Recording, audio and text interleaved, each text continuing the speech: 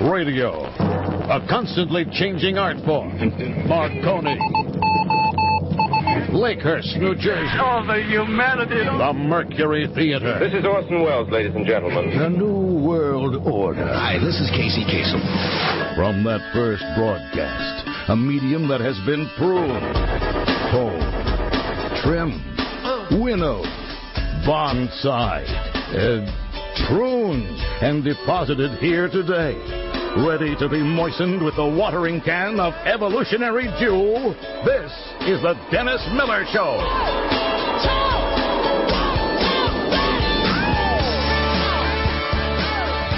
Hey, folks, welcome to the Dennis Miller Show. I am the aforementioned Mr. Miller. Boy, do I got a story to tell you about the color magenta. We're all ears. This is how they get you, Christian. Honest to God. Do you know how they always say they better take your taxes out before they let you get hold of your whole check?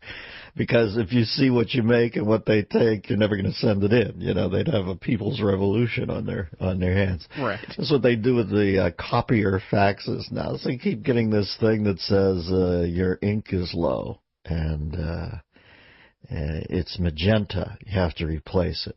And it's a warning. It'll be coming soon, it says, so replace it now. So I'm thinking to myself, geez, I don't think I've ever seen anything magenta on one of my faxes. I just get black and white faxes, right? You know, nobody's sending me pie charts for the presentation to the boss. You know, all that crazy stuff you do with copy. I just get black and white faxes. So anyway, I'm 13 pages into printing out your thing that you sent me, research and all that, and it stops on the 14th page and says you're now low on magenta. And I go, geez, I didn't use any magenta in the interim. What happened to take it from you're going to be low eventually to you're low? And then I find out that they have an expiration date on each magenta thing, even if you don't use it. Once it reaches its expiration date, it's auto-programmed in that it says that it's defective now.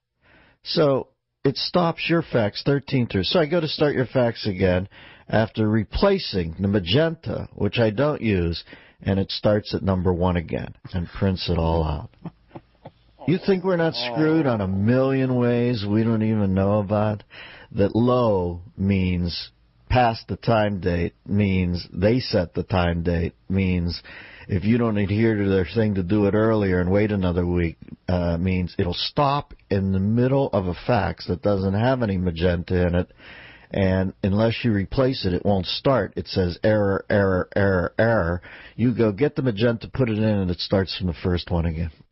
Oh, man. It is unbelievable. No part of the culture goes into the Hall of Fame this time through. Christian, you're a ball nut. Did you agree with that? Maybe Biggio, right? Yeah, I thought that there were a couple of guys that clearly they weren't going to put in because. But Sammy Sosa getting 16 was absolutely beautiful. Yeah, I think that was probably appropriate and fitting. Oh, for real. Sammy Sosa was a minor player until he bibbed the Michelin Man himself. Let's hit our chest and bump forearms here. Are you near the mic? All right, that feels good, doesn't it? It sure does. And Sammy, you look good too. Oh, of course he does. That's the key. You don't look like you were altered and then came back. Didn't he get?